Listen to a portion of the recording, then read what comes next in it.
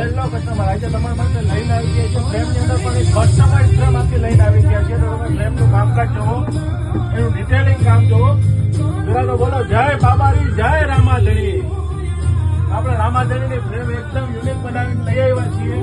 તો તમે જોઈ શકો છો કસ્ટમરને જે રામાધણીની જે હતું ઘોડાવાળું, જે ઘોડા ઉપર બેઠેલા હોય એવું બહુ જોતો હતો. અને નીચે જોતો હતો કે રામાધણીની સમાધિનો ફોટો પણ ભેગો આવી જાય. તો એ રીતે આખું જે સમાધિનું આવી ગયું છે નીચે ફોટો, ને ઉપર રામાધણીનો ફોટો આવી ગયો છે. ને આખે આખું તમે જોઈ શકો છો. એમ જ લાગે કે સ્ટોન ફિટ કરેલા છે, પણ એક જગ્યાએ સ્ટોન નથી ફિટ કરેલા. આખું 3D પ્રિન્ટ છે. આખે આખી પોસ્ટ 3D પ્રિન્ટમાં રહેવાનો છે. રેઝિંગ આર્ટનું કામ રહેવાનું છે. એક બંધ ક્વોલિટીની અંદર કામ રહેવાનું છે રેઝિંગ આર્ટનું. તો તમે જોઈ શકો છો, પિક્ચરની ક્લિયરિટી જોવો ખાલી તમે. એકદમ ક્લિયર વસ્તુનું પથ્થર સ્ટોનનું કામે આવી જશે. તમે જો મુગટમાં, એના હારમાં, એના સાઈડમાં બધી જગ્યાએ તમે જોઈ શકો છો પથ્થર સ્ટોનનું કામ જોવો તમે ખાલી.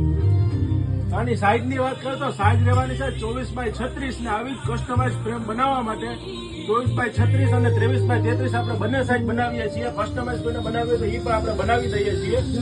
તો આવી ફ્રેમનો ઓર્ડર કરવા માટે અમારે નંબર સ્ક્રીન ઉપર આપેલા હશે, તો તેની ઉપર ડીએમ કરો અથવા રૂબરૂ મુલાકાત લો તુલસી નોવેલથી.